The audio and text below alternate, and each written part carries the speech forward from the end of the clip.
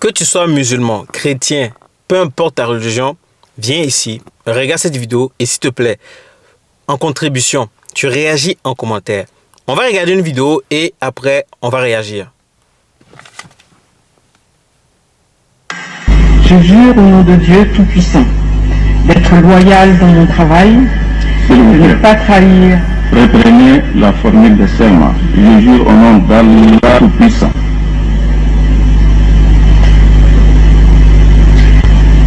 Je jure au nom de Dieu Tout-Puissant. S'il vous plaît, c'est la formule consacrée et qui a été retenue par les trois confessions religieuses.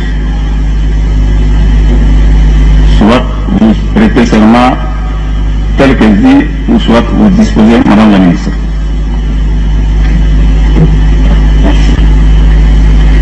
Nous passons au suivant. Bon, chers amis, j'espère que vous allez super bien. Bienvenue ici. Je traite des sujets d'actualité, de géopolitique et d'histoire. Et je pense qu'il faut qu'on commence à traiter les sujets de société, les sujets où, franchement, ça demande vraiment le bon sens. Ça demande à ce qu'on ait la tête sur les épaules, qu'on soit froid, qu'on soit stoïque et qu'on réfléchisse bien avant d'agir. Chers amis, je partage cette vidéo avec vous parce que je trouve ça quand même, je suis mitigé et beaucoup de gens peuvent être mitigés et certaines personnes peuvent ne pas être d'accord avec moi. Donc, s'il vous plaît, pour mon analyse et tout ce que je vais dire, il faut réagir en commentaire. C'est très important. Donc, on est ici au Tchad. Prestation de serment. Une ministre tchadienne qui refuse de jurer au nom d'Allah et le président l'enlève du gouvernement. Bon, je ne sais pas s'il a été enlevé, elle a été enlevée ou pas, mais vous avez vu la vidéo. Donc, on lui dit de dire au nom d'Allah. Ce qui est écrit dans les textes, elle est dit « Je jure au nom de Dieu Tout-Puissant ». Donc, on lui répète, si elle ne veut pas prêter serment avec les textes qui sont écrits, elle peut disposer. La première des choses, c'est que tout de suite, on regarde le commentaire des gens. Gloire à Dieu au nom de Jésus-Christ pour la vie de cette dame, une sœur digne. Je suis musulmane et je dis, madame, respect à vous. Vous honorez votre foi et votre conviction. Il y a eu 95 réponses. Je suis musulman, je pense qu'il devrait penser à ces cas dans le texte. Elle tient à sa foi. Mon Dieu, mon roi, bénis cette femme et qu'elle soit élevée à jamais. Quelle confession de foi. Cette dame recevra toute la gloire de la part du Seigneur. Elle n'a pas fléchi devant le poste ministériel. Que Dieu la bénisse énormément. Je vais m'arrêter là parce que sur les plus de 2000 commentaires, c'est pratiquement ce qui a été dit. Je ne suis pas allé au bout, peut-être qu'il y a d'autres personnes qui pensent autrement. Je vais soulever deux cas. Le premier cas, c'est quoi? C'est que aujourd'hui, on est face à un État qui a écrit des textes. Un texte que vous devez lire pour prêter serment. Alors, le texte a été validé par les trois confessions religieuses. C'est ce que dit le président du gouvernement. Donc, du coup, si les textes qui ont été écrits ont été validés, et quand vous venez, vous devez respecter les lois et lire ce qui a été dit. Si ça avait été écrit au nom de Dieu Tout-Puissant, vous allez lire au nom de Dieu Tout-Puissant. Mais le texte a été dit et écrit avec Allah. Ce se trouve juridiquement et comme ça, vous devez lire ça.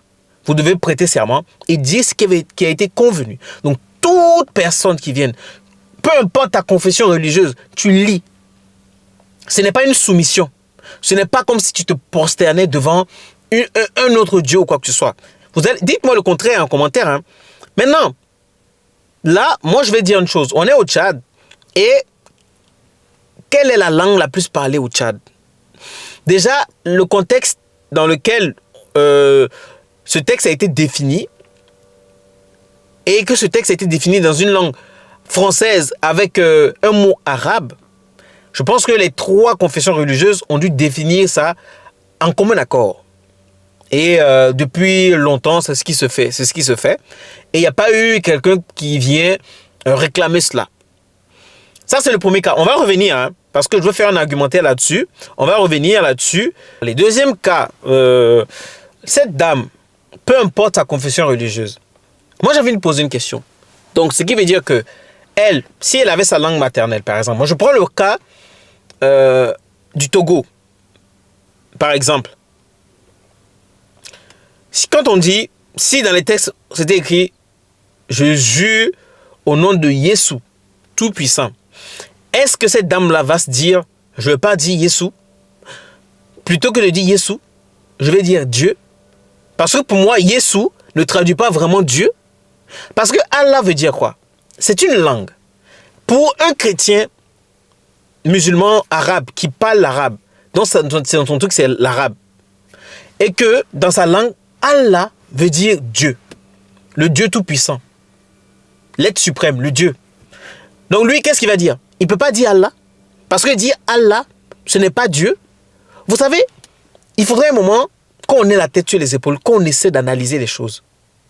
Allah, ce n'est pas quelqu'un d'autre. Allah, c'est Dieu.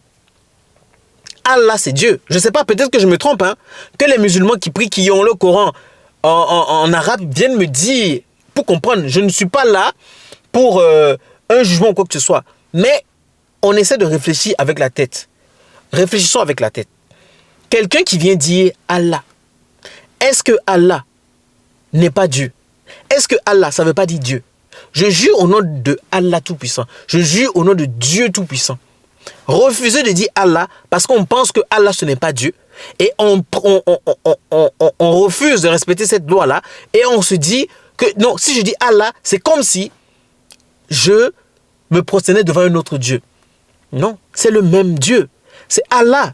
Les musulmans prient le même Dieu que les chrétiens. C'est le chemin pour arriver à ce Dieu-là qui est différent. Sinon, Allah, ça veut dire Dieu.